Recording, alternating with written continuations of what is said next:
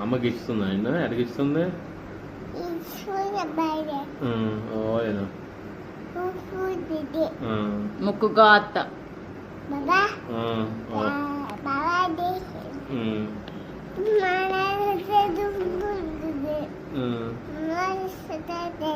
మా అమ్మ ఏమంటుంది మేకప్ ఇస్తుందా అంటుందా